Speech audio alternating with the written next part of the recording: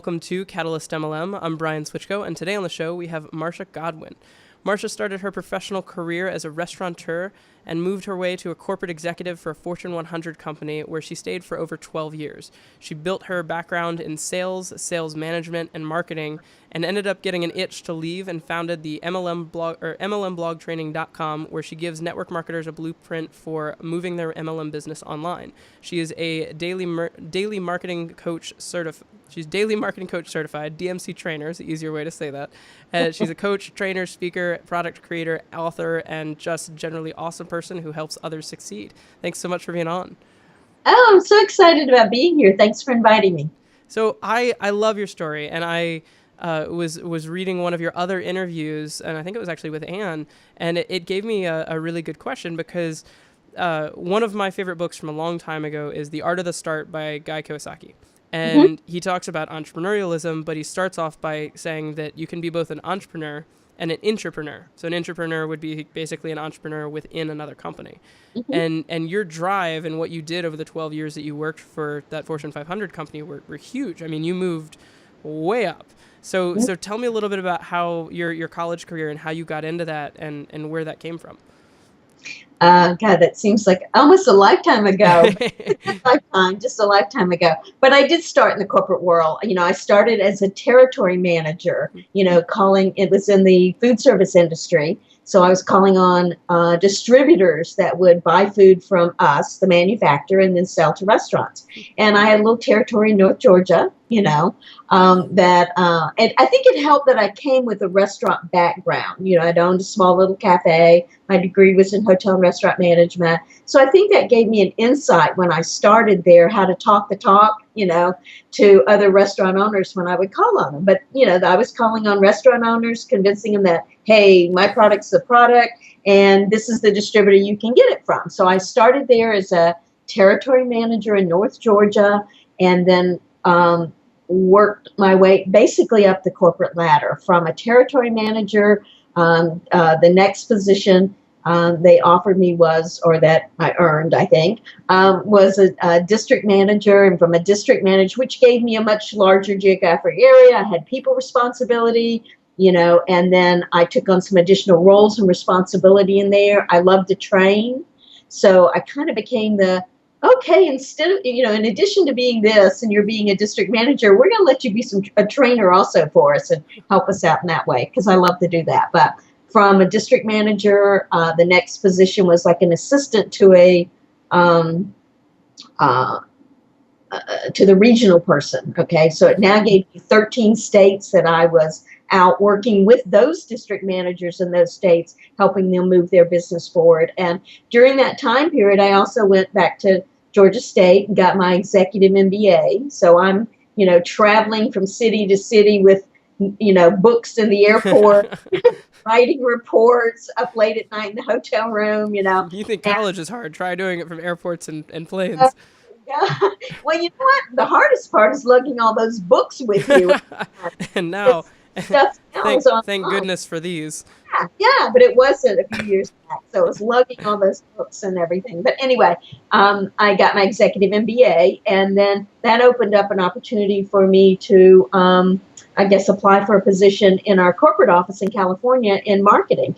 And so I was able to move to that position. And from there, I was responsible for a product line and the development of that line. And then that turned into national account manager, where I was not only calling on national accounts, like Dairy Queen headquarters and, the headquarters of large companies, representing our products across the board. So, in some ways, you're right. It is an entrepreneur. You're an entrepreneur inside that organization. I knew what I needed to do. It was laid out in front of me. I was the first female district manager, in a very macho organization at that time. It's changed a lot since then, but you had to work really hard on a number of levels to be recognized and noticed and have success. And I kind of put a game plan together and put my goals in front of me and then worked really hard to reach them. Yeah. And so many people in corporate America, they don't necessarily push that hard and they don't have those goals. They're like, oh, well, I just want to get to the next level. They don't have any longer term goals. And so, a lot of people fight really hard and kind of unnecessarily hard for promotions when there's an easier route, or simpler, I guess would be the better example. So what inspired you to do that? What pushed you to make that commitment to yourself? Part of it's I'm really competitive, not only against other people, but I'm really competitive against myself. And I think that's maybe needed to be really successful. You have to set your own goals and then be willing to really work toward them, and not only meet them, but try to exceed them, Yeah. just as if you were competing against someone, someone else or a group of people. So in my mind, there's almost two me's, if that makes sense. Yeah. Me that's doing the work, but there's the me that sees this other person that, hey, you want to be where they are. So you got to work toward that, You're your own accountability partner in that way. Exactly. And I'm a real good goal setter. I'm really good at making, I know to-do lists sound kind of hokey, Yeah. but for me, they're really what keep me focused on the next day's activity. Okay, here's what I have to do this big picture. Here's what I have to do, on a monthly basis or a weekly basis, or here's what I have to do tomorrow. But also to-do lists for my accounts, which I think is really, I didn't just have goals for myself. I had, goals for them, and the company had goals. Oh, they did, $4 million with this last year. We want them to do 6 this year. But that's not a goal. That's they bought 4 million from us, and we want them to buy 6 million. That's not. We want to help them grow their business so that they buy more. That's a mindset thing, and your mindset is definitely the more powerful one. Yeah, it was. This is my, these are my accounts, and what are my goals for each of them? Yeah. Not only targets on numbers I wanted them to hit, but new products I wanted to bring in, new people I wanted to build relationships within that organization. So there were multiple levels of targets or goals I had for the accounts also, which is another way I think of competing, kind of against myself in some ways. How much you can help others. It really let me help them, but in doing that, I almost set each of those accounts up as a competition against themselves too. And in some ways tactfully, but let them know that, hey, I've got 12 accounts or whatever the number might be, but here's my goals. Now you're a smaller account than the other account is, but I've got big goals for you. And, it really made them want to rise to the challenge also, that they saw that I had goals and ideas, and it made them want to be more a part of the process of planning how we got there. Because they could see I was working toward that. Well, you got them. I mean, I don't know if it was intentional at the time, but you got them invested in the process. Yeah. So where did that come from? I mean, I'm assuming that in itself came from the you being competitive aspect, but where did the competitive aspect originally come from that developed to that level? Man, you know what? I don't know an answer to that. Do you have siblings? Well, I do. I grew up in the country, in a rural area.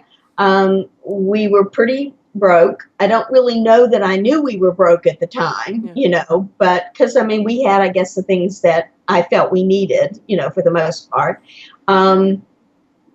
I just remember being in school, I'm the one that's going to have the A's, I think part of it was wanting the pride I saw in my parents when, I would succeed at something, Yeah. And, I don't even think I thought about this till I just said that.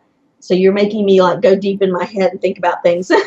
But I think back about them being, not the most economically sound. That was a way of rewarding them in another way besides financially. Does that kind of make sense? Absolutely. Yeah. And this is, I don't know if don't take this in the wrong way.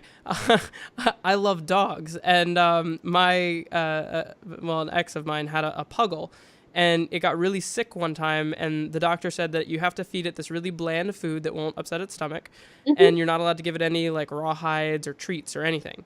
So we have a puppy that we need to train, but we can't give it treats, and it's food motivated. So we're like, how do we do that? Crap. And we started doing positive reinforcement, and by the time we could start feeding it regular food and giving it treats again, it didn't care about the treats. It just wanted the positive reinforcement. It was just like, oh, I sat and you were so excited. I'm going to sit again. And it doesn't only, like, saying that it works with people is kind of, I guess, I don't know, trite, is that it doesn't work with people. Like, that feeling that you get within when someone is proud of something that you accomplished, it's addicting. It's so energizing. Yeah.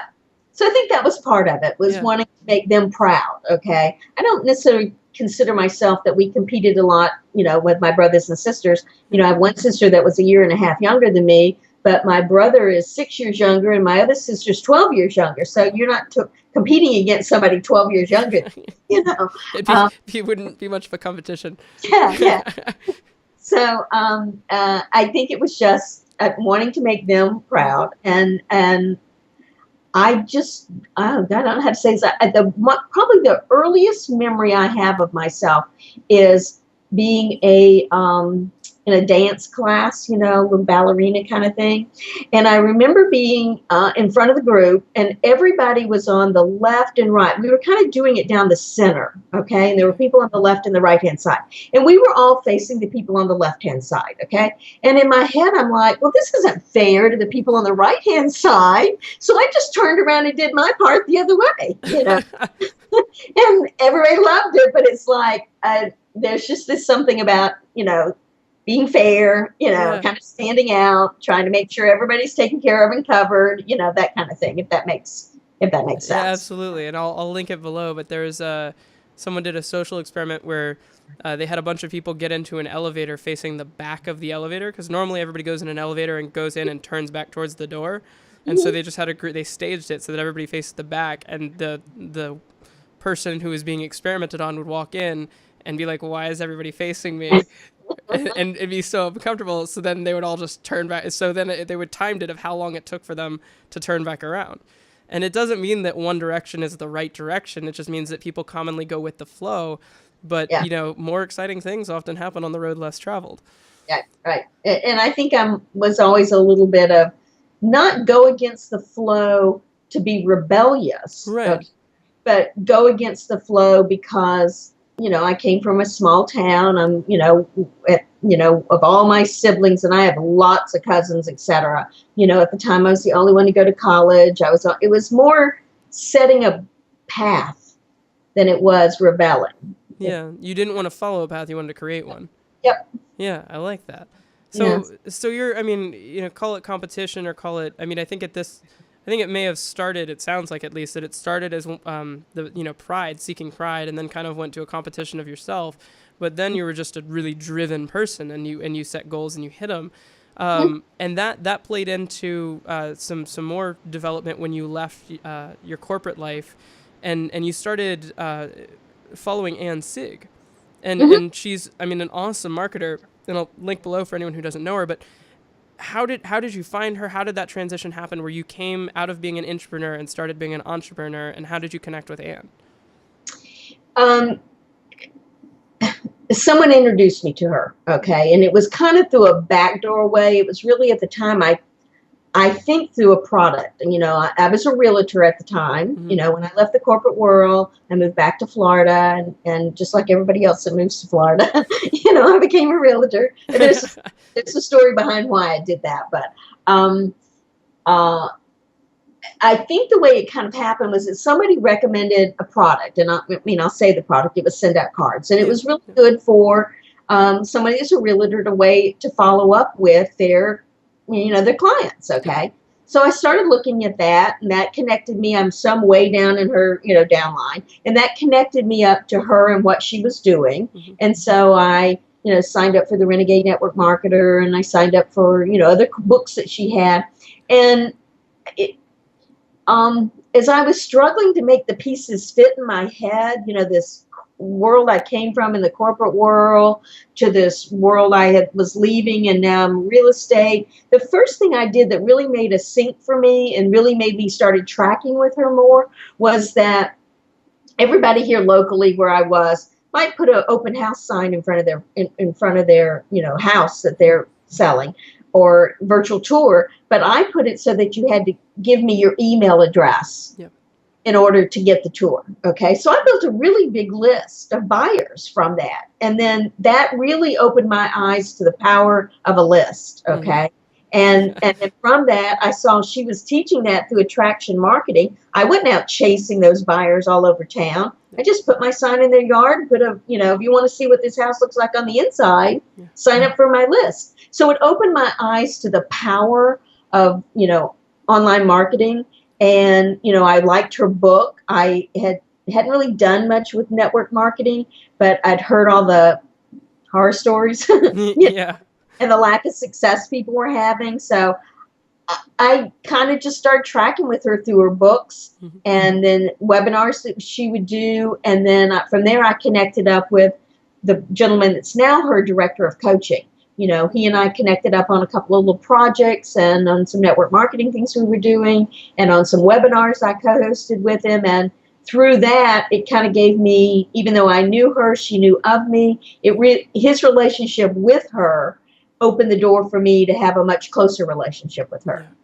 Yeah. And that's I think something that a lot of people can resonate with, because you were looking up to her as a mentor, and even though that she didn't know you and you hadn't really met her when you got started, you were still looking up to her and learning from her, and she was kind of your mentor just because she puts that value out there. And so many people have those relationships, but they never really connect with those people. And that's the ultimate, it's like your parents not knowing you as a child, and then all of a sudden they're like, wow, you just popped on my radar and you're amazing. Like, it's a great feeling.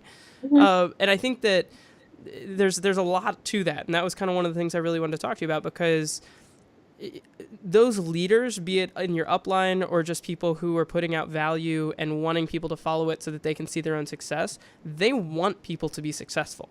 Just because they want them to be successful. They spend all that time and effort putting stuff out there because they want people to be successful. And you, unlike a lot of people, recognized that opportunity and went with it and fought with it. So then she saw you. And so many people just kind of don't, and they put it aside, or they read it, they don't apply it. Was there something that was different in your mindset, or was it still that competitive nature? Well, maybe part of it was competitive, but part of it was a little opportunistic. I knew that here's this person that knows all of this stuff. Okay. I've got a conduit to connect with her. Okay. And get closer to her. Okay. So when she formed a new group, I was asked to be one of the, founding members. Well, I'm just one of many at that point in time. Okay. But through a platform she had put together, a kind of a teaching platform, she put out some challenges. Well, put a challenge in front of me and, And just to pause you for a sec, because I want to put out some numbers, because I have them in front of me, is that, she has thousands of people on her list. And when she was creating this, she reached out to 200.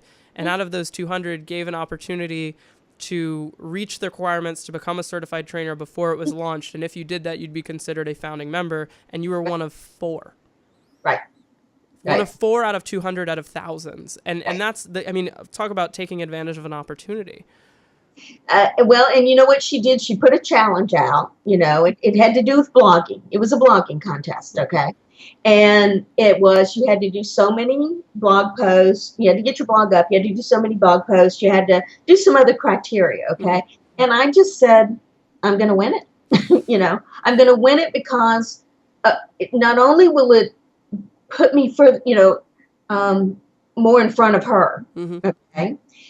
It will put me more in front of everything she's doing, and when she ran the contest, I did win, she ran a second one right after it. I won that one. And then she kind of said, you can't participate in the anymore. I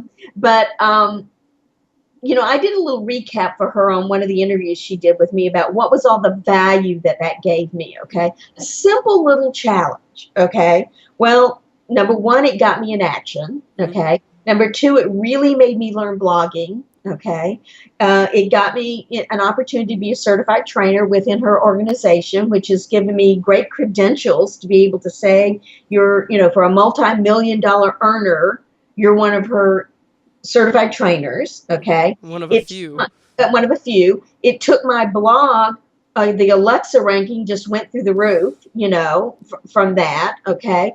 Because she was using me as an example in some of her training, that brought people to my blog, From that, I created a course, and she then uses the course. It's an affiliate product within within her platform, okay? So I just saw that, which I would do with someone else if I saw that this person's the person I want to get in front of, okay? I want to make the connection with, okay? I mean, I'm kind of doing that now with someone else, okay? The same kind of mindset. What do I need to do to make myself visible? And that, I don't mean that to come across like it's being selfish or I knew that I couldn't help more people that I wanted to help if I couldn't get a platform so people knew who I was. And I love that, because Ray Higdon, when I interviewed him a ways ago, said the selfish side of non-success is that if you don't want to succeed, just if you don't want to help anybody, just don't succeed. Yeah. You don't have a platform, you can't help anyone. Yeah. So I'd encourage anybody. I encourage through her platform today when I do webinars or we invite people to join us or anything like that. I'm talking about when she puts a challenge out there, take advantage of it. Yeah. So whether you're with her or you're with someone else, whether you're in, you're on another MLM or you're, creating your own products or you're, have your own brick and mortar business or whatever it is, find those people that you can learn from, and really listen to what they have to say. Be coachable, You have to find it, as you said, you have to find a coach and be coachable.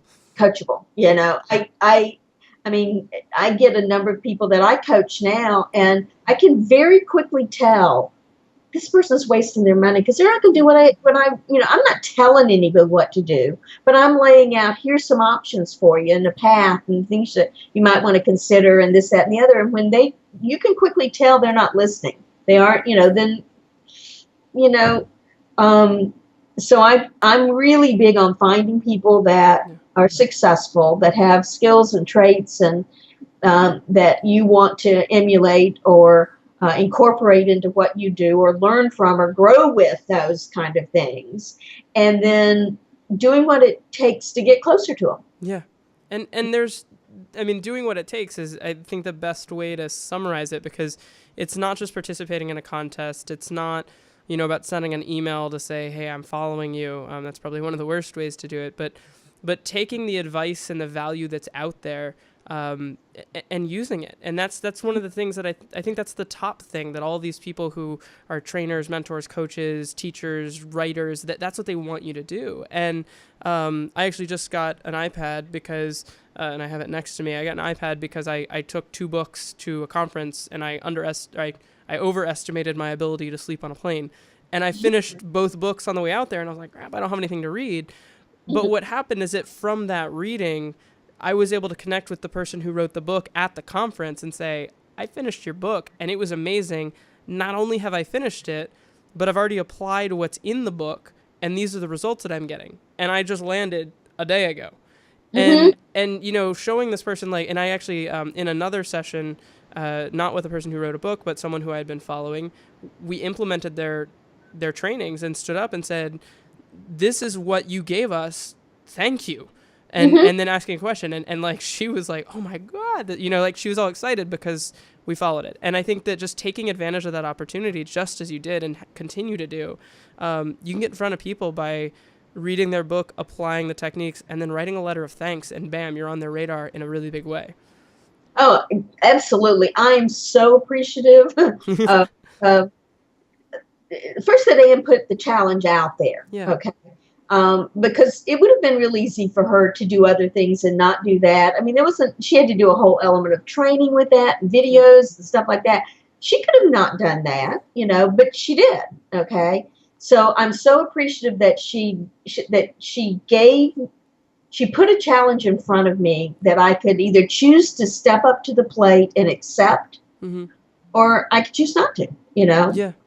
And, within that group that you mentioned, a lot of people chose not to do it, and that's okay too. But you kind of have to be willing to accept the decision you made. Mm. There was nobody going to beat me in the number of posts, because I knew two things. One, I've already said, was that it would get me in front of her more recognition. But I also knew that it had the ability to move my business. Even if that day Anne fell off the face of the earth, decided she's going to Tahiti and not going to do this anymore. The fact that I put myself out there and pushed myself to learn what I needed to learn to win the contest gave me tools and skills and resources to move my business forward. Yeah.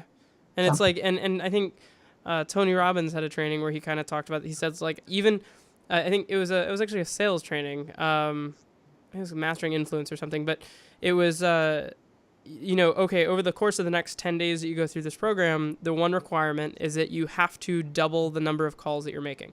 And he had two reasons for doing it. The first was that if you double your calls, then you're not afraid of failing with the second half, because you wouldn't have called him anyway. And then he's like, even if you absolutely suck, you're still making twice the amount of calls, so you'll have twice the amount of success that you have currently. Right. And it's true, because as long as you push, even if you fail in the push, you're still ahead of where you were. Totally agree. I love all those sayings, and I never get them right. But the whole thing about failing forward, yep. And the thing about Edison, created how many light bulbs? 10,000. I created 10,000. I found 10,000 ways to not create a light bulb. Exactly. Yeah. I mean, I love those stories. In fact, I was on a webinar not too long ago. So I sit on a park, and then there's the Tampa Bays behind me, okay? And so the marina, they come out from the marina with the sailboats, okay? And you will see them out there purposely. I don't know any of the sailing jargon. Turtling, I believe. Okay. If I know what you're talking about. Purposely turn the sailboat over, okay? So that they would learn, so they would make themselves fail, so they would learn how to succeed, And I sat there and watched them one day, and I thought, this is really powerful. It's also very fun to do. But I will say, make sure you unhook the main sail. Okay, this is a good metaphor. Make sure you unhook the main sail, because if you don't unhook the main sail when you try and flip the boat, it just catches all the water. It's physically impossible to do. But if you unhook the main sail, it turns so that you can come up like this. And it took me, I was probably for about an hour trying to flip a boat, and I was like, forgot to so sometimes you're pulling against yourself, that metaphor. But exactly. Speaking of metaphors, you gave me an idea for one, and I want to extrapolate on this. So you said something which I'll get to, but you kind of, I used to want to be an architect when I was a little kid. And it kind of, what you said reminded me of like the architecture of success. So there's different pieces to it, and I wanted to go through them with you and ask questions about it. So if you're trying to build a house, and this is the metaphor here, if you're building a house, the first step is finding a location. Right. And so, I mean, that can be kind of, if you're relating it, right? So that's, what industry are you focusing on? Where are you focusing your efforts? So what would you say about that being kind of the first step to building success and kind of figuring a place to focus your effort? Well, I know how I kind of explain this a lot, so I want to make sure I answer your question. I'll get off on one of my tangents here. I do think the same. I do think one of the things that's the most important of building that foundation is what I said earlier, is being coachable. Yeah, and that was my next question, was the foundation. Yeah. Yeah. So you have to have to find the right people to follow. Yeah. Okay. And that's difficult sometimes when there's all these get rich and, or more importantly, it's not all the get rich. It's the people that say, you can have this, but you got to work. Yeah. And so you got to be the kind of person that's willing to do that. Okay. And willing to follow someone that's truthful with you when they say, building your business online using blog as a platform isn't going to happen overnight, And that person that goes, well, I heard I could be up in no time, and well, this isn't for you. I'm not your coach, if that's what you're looking for. So for me, it's finding the right people to follow, the right people to be a part of, the right courses to be a part of, the right books to be reading. That it's mindset in a lot of ways. Yeah. Okay.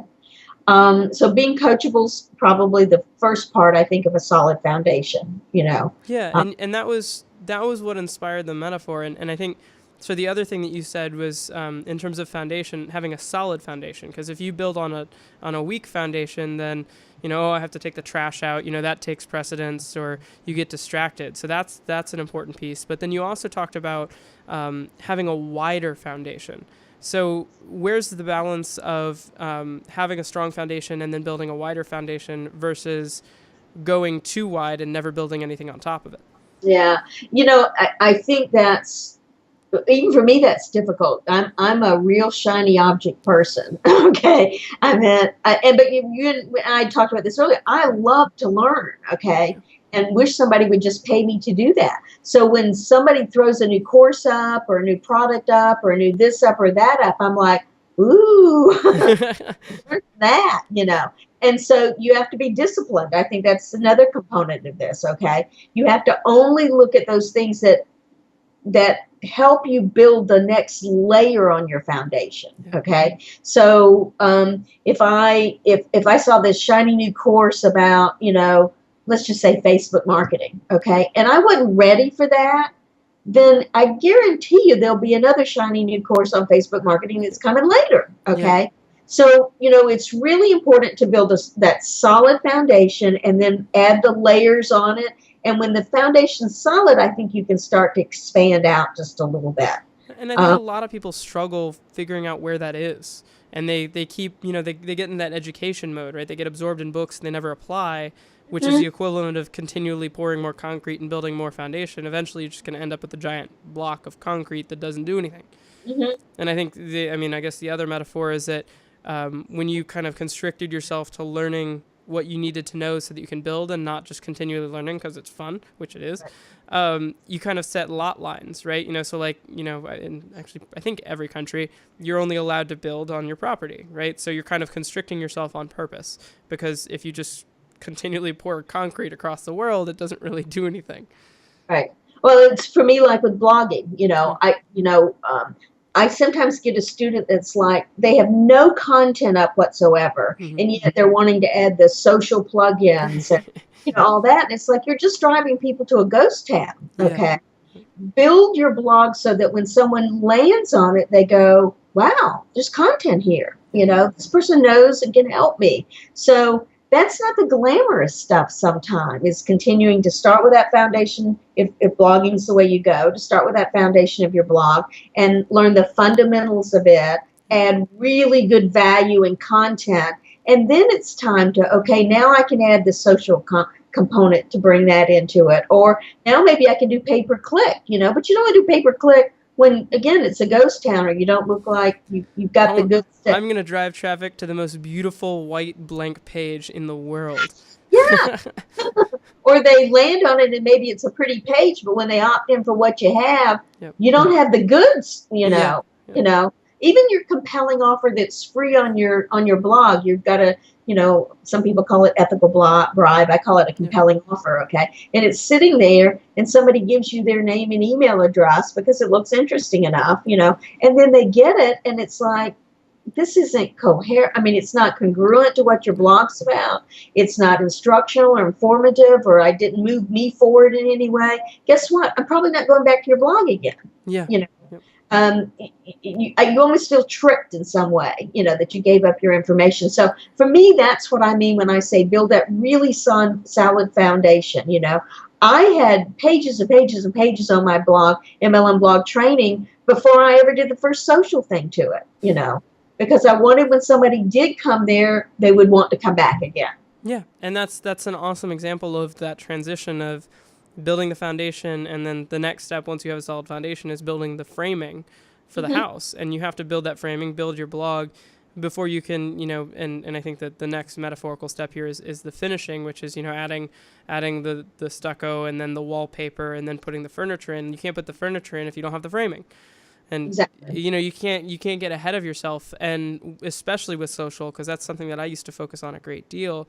When I would do consulting, people will be like, oh, we want a Facebook page. And I'm like, well, do you have any content? Have you done social before? Do you have time to do it? And they're like, well, no to all of that, but we still want to do a Facebook page.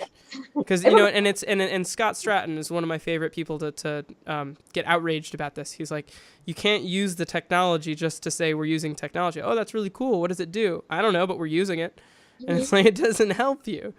Mm-hmm. Yeah, in my course, I give people a checklist. You don't move here until you've done these things. Okay, like that doesn't mean that they won't go ahead and move over there because they're all enticed by got to have a fan page, whatever. But if they follow the course, then it takes them step by step through how you do it. And I want to add one more thing about the foundation. Okay, that I think is important. It's being coachable. But it's also, again, I'm going to relate this more to blogging, but I also think it relates to whatever you might be doing. It's knowing who you want to talk to and just talking to them. You cannot talk to everybody.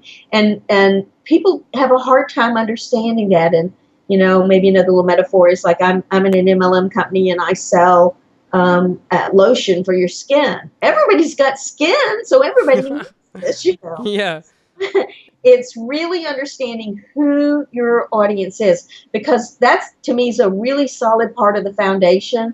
If you don't know who your audience is, or you haven't narrowed them down, and you haven't really come in tight on that, you're spending a lot of energy talking to people or trying to talk to people that aren't interested in what you're talking about. Yeah, and that's something that's extremely important online, but just really anywhere, is that niching down. And the example that I always use when I explain is that it's not, you don't want to talk to people who like fitness. You don't want to talk to people who like yoga. You don't want to talk to women who like yoga. You want to talk to pregnant women in their 30s who like yoga. Because when you have it that clear, you can create a message that is just so viscerally impactful to that person, because it's like, they get me. Yeah. Versus, hey, do you like getting your heart rate up? It doesn't connect. And so I think it's hugely important to know that. So how did you determine that for yourself? How did you identify that? Well, part of it was understanding the need for that, you know. And this is, it's such a corny phrase that you have to be a big fish in a little pond. That's what you have to think about, okay? I like that. I actually never heard that before.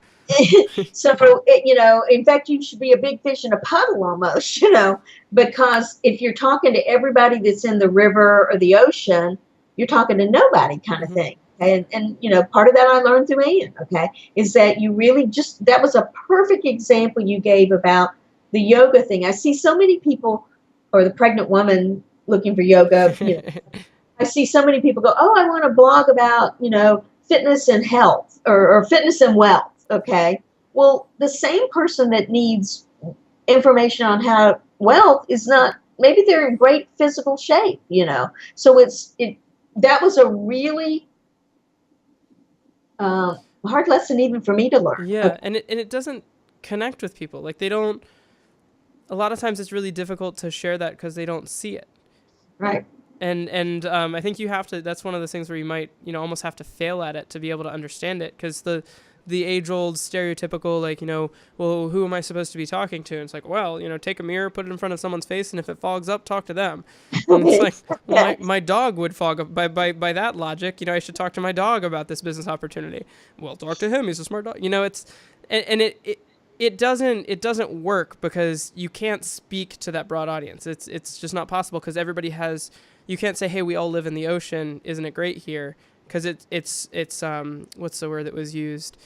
Toneless. Mm-hmm. If you go too broad, then your messages are toneless. And having that tone, being able to speak directly to your users, it's just so impactful.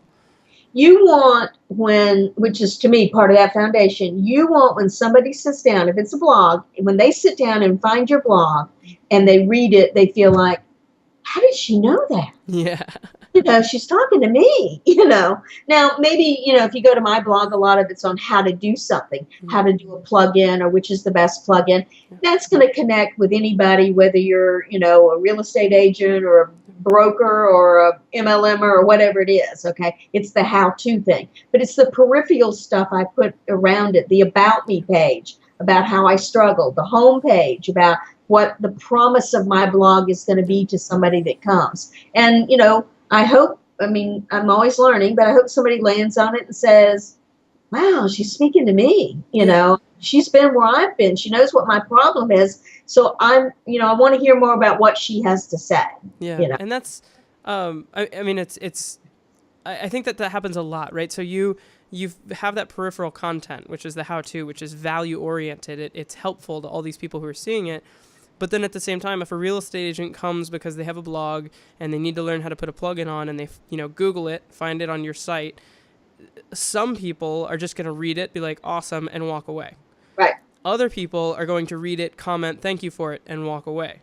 But then there's, and actually someone explained it as, I think it was the engagement pyramid, which I was like kind of laughing because they weren't a network marketer. And I was like, see, pyramids are good. And, so you've got tier 1, tier 2, but then the top tier is the raving fans. And so some people will be like, this is really helpful. Who posted this? Oh my God, everything else is awesome. She's cool. I like her. And then just they're in. Mm-hmm. And you can foster that, but you have to give the value first. Got to give the value first. And people have to feel like you're not pitching them. Yeah. Oh man, I landed on her blog and it's this, buy this and you got to have that, and et cetera. I mean, I have stuff on my blog that's here's the themes I recommend. Yeah. But that's to make sure you're not all picking a theme that, doesn't meet the criteria I think somebody should have or be looking for. But it's not pitching them something. I have one small section that's, called multiple streams of income. Well, in that one small section, I kind of talk about what I do. Yeah. But for the most part, people would come to my blog and have no idea, are you even in an MLM? Because I'm not pitching my gig to them. Right. And I've heard a lot of very successful network marketers say that they grew their business more when they stopped talking about their MLM.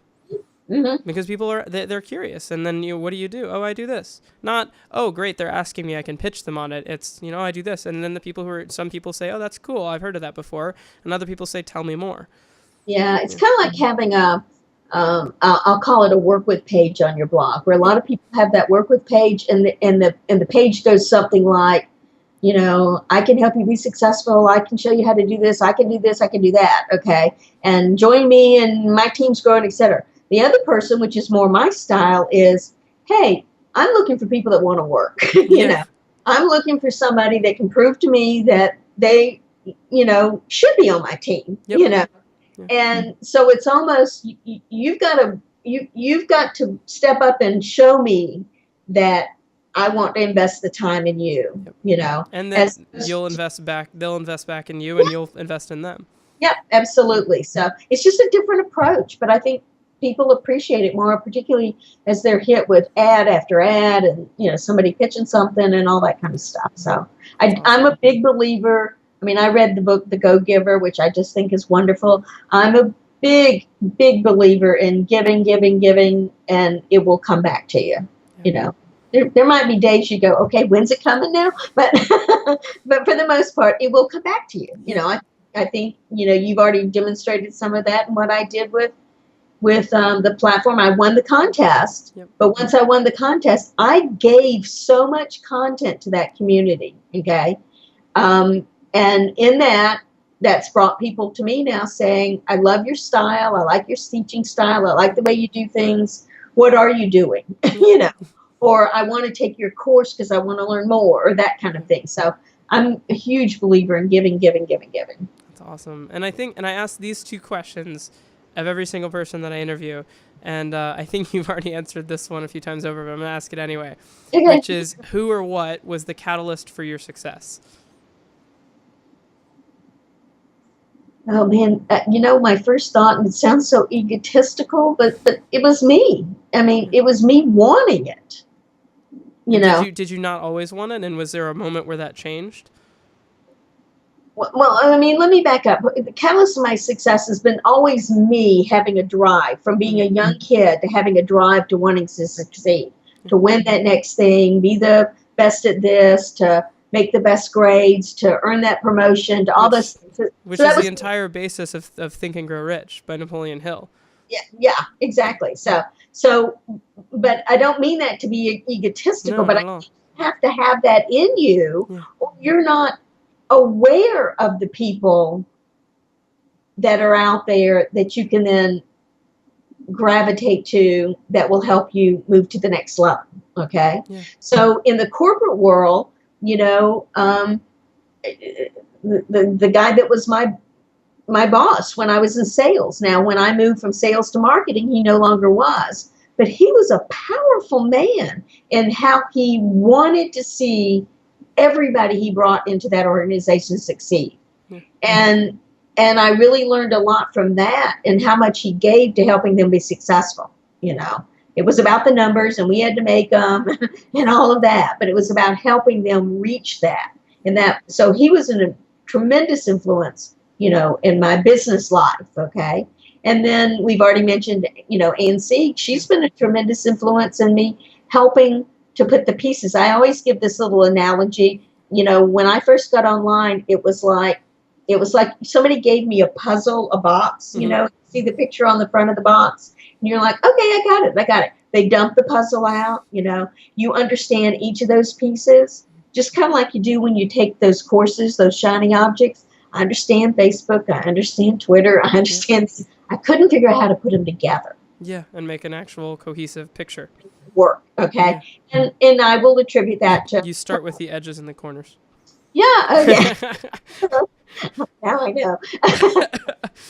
But I needed someone to help me say, put this piece before this piece. And guess what? You don't need this piece right now, And so I'll attribute that to her, and that she really was, her and her team were really influential in helping me get focused and learn the things I needed to know, And that gave me the direction of, you need to find that niche. Now, that niche, you need to provide value. And that value, you need, that kind of thing.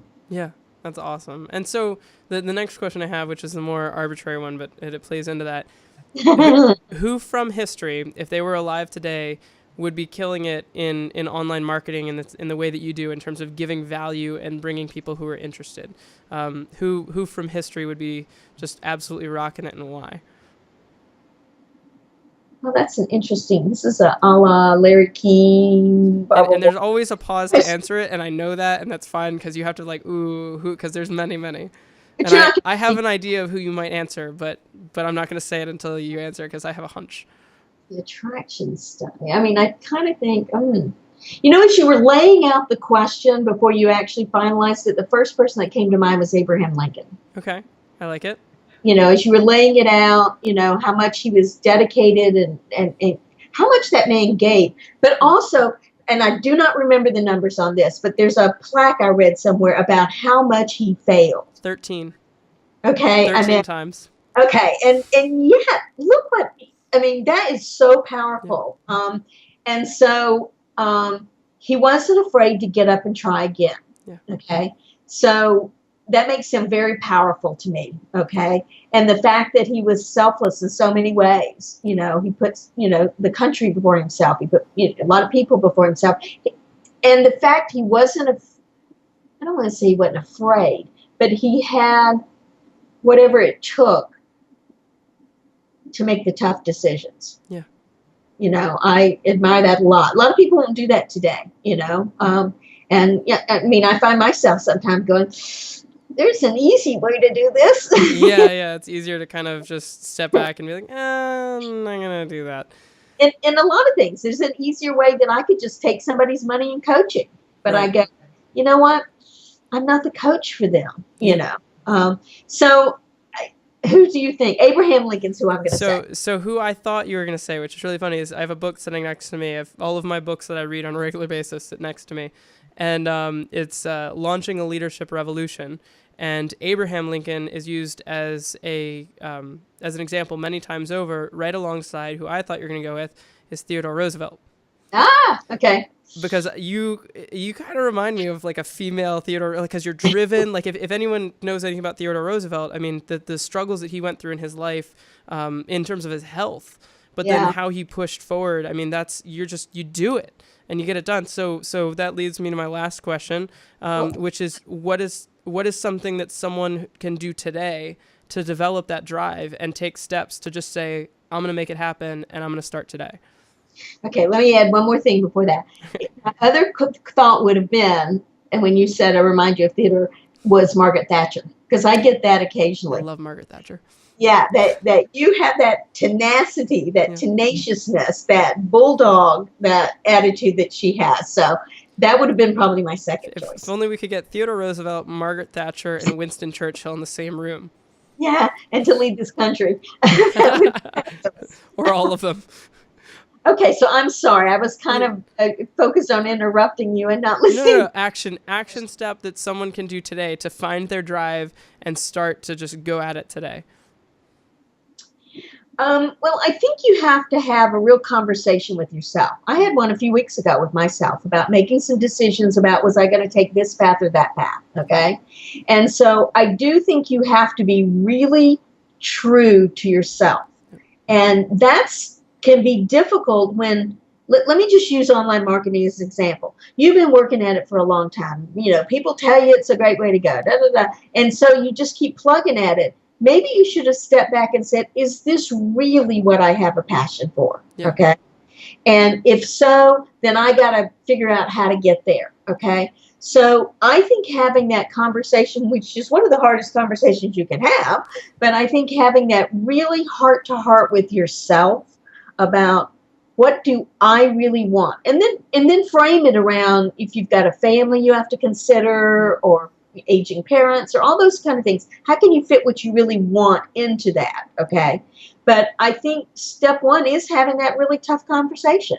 And then once you understand, yes, this is what I want, or even if it's this is what I don't want, how do I get that off my plate now? How do I manage that in a way that I don't do harm to somebody else or create a problem? Let's just say I don't want to be a network marketer anymore, and yet I got a downline. How do I walk away from that and not injure those people? Okay. So you have to think about that. Okay. And then once you've decided what you want, what you don't want, then you say, okay, this is, how do I put a game plan for both? But let's really focus on how do I put a game plan to move forward? Okay. Which is, this is what I want. I really want this. Okay. And then you start to think about who are the people I need to surround myself with. Okay. And find somebody that, one or two people. Don't chase every shiny object. You cannot chase every leader. There's tons of great leaders out there. Find a couple, okay, 2 or 3, and really adhere to what they say, whether it's reading their books, joining what they do, going to their events, tapping into their attitude and mindset and their resources, okay? And their success in that regard. Successes and failures, tapping into their failures, also, because I think that helps you go, man, they're human, Yeah. And okay, great, I love it that they failed, It shows me I can fail too and still get ahead. So I that would be my encouragement or direction to somebody that asked me, would be to really talk to yourself, understand truly what you want and don't want, then put a game plan and surround yourself with the people that can make that happen, and then put a timeline on it. That's the other thing that's important. It's really great to say, let's say I'm going to launch a new course, okay? Well, I'm going to launch it, But if I say I'm going to launch it April the 3rd, then suddenly I'm finding ways to make it happen, okay? So whether it's a dollar amount you want, or an activity you want to accomplish, or something else, as hokey as it is, put it on paper, put the to-do list that goes with it, and start working toward ticking those things off. I love it. And that's, goals are hugely important mindset and every piece of it. As you said, I love that metaphor of the pieces of the puzzle. You just have to figure out a way to put it together, and sometimes you can't do it on your own and you need help. And yeah, my puzzle skills are horrid, so I don't think I would be able to metaphorically put together any puzzle without mentors sitting next to me and that piece over there, connect these. So thank you so much for coming on and sharing your story, your insights, everything. A link to your website as well as your blog and your book, training system, everything that we talked about, which was a lot of resources, will all be linked below. And thank you so much, and look forward to having you on again soon. It's my pleasure. I'm so glad you asked me. Good luck. Awesome.